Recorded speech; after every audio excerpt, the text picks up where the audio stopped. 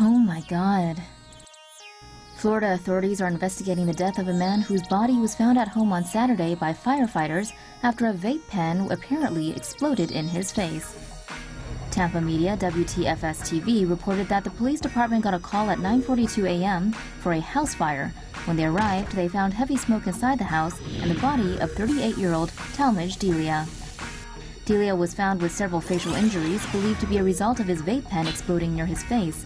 The fire department also suspected the explosion was the cause of the fire. The fire department said explosions can happen if the e-cig's lithium battery overheats, causing it to combust and send pieces of debris and shrapnel flying. A FEMA report from 2000 to 2016 shows that there were nearly 200 vape pen explosions, of which 29% of the victims suffered severe injuries. This incident could be the first vape pen death. The situation has left a neighbor who has a teen son shaken up. Authorities expect to determine an official cause of death early this week. Keep watching for more stuff from the Sunshine State. Where are Leonardo, Michelangelo, and Donatello?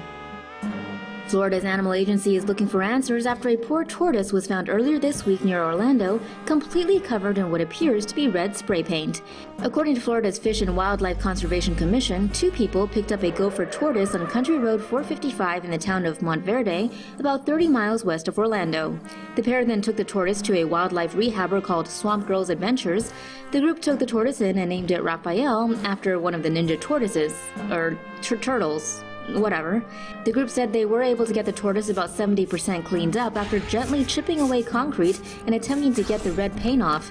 According to FWCC, if toxins from the paint are absorbed, it can damage the tortoise's organs.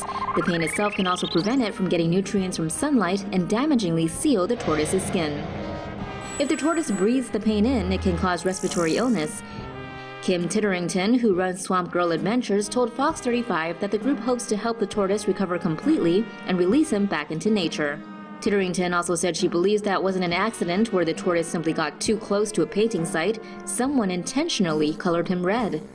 FWCC is appealing to the public to contact them with any information on how the tortoise ended up this way.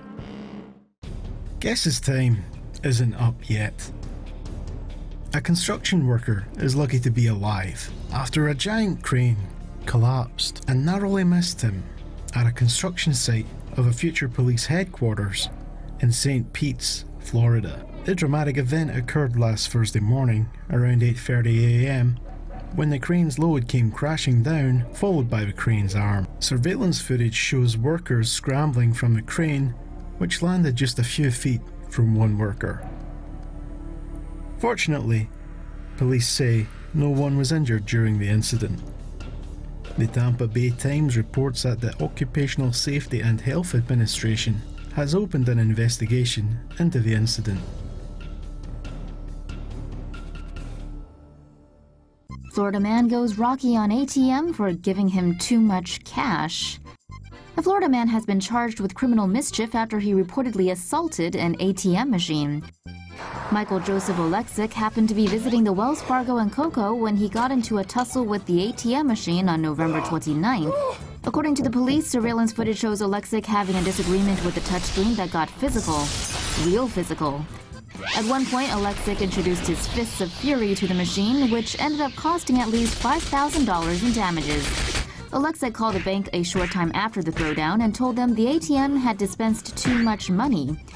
He said he was in a hurry for work and didn't know what to do. Wells Fargo returned the favor by having Oleksic arrested and charged.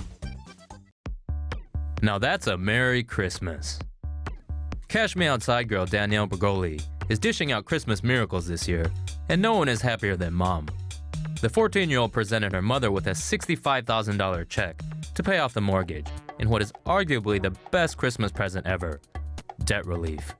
Bergoli posted a video on Instagram of her handing over the gift, and Mom responding with teary-eyed disbelief.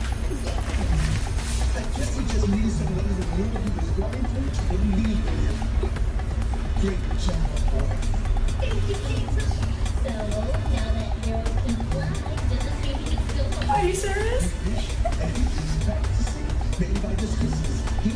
It's a touching display, especially since the relationship between the Bergoli ladies was once fraught with stealing, aggression, and a bunch of other drama. The younger Bergoli became an overnight viral sensation in 2016 when she went on the Dr. Phil show and uttered her now famous catchphrase. Catch me outside, how about that? The teen was savvy enough to capitalize on her fame, selling merchandise and charging for TV and event appearances. She's currently pursuing a music career and now goes by the rap name Bad Baby. Though judging by her Christmas surprise, we'd say Baby really ain't that bad. Should have taken the sleigh. A Santa Claus in Florida landed himself in the hospital after skydiving to deliver a present. So yeah, Christmas might be a tad late this year. As excited locals gathered at a Florida beach for a volleyball tournament, George Crocus leapt out of a plane in a Santa costume with Elf on a shelf by his side. Santa George had ditched Rudolph and the rest of the crew, opting for a more dramatic entrance as he delivered Kristoff the Elf to his 9-year-old friend. But events took a turn for the worse when instead of a smooth landing, Santa slammed into a light post and hit a tree before crashing to the ground. Hard. True to form, Santa remained in good spirits despite breaking his and Kristoff's leg and is now recuperating in the hospital.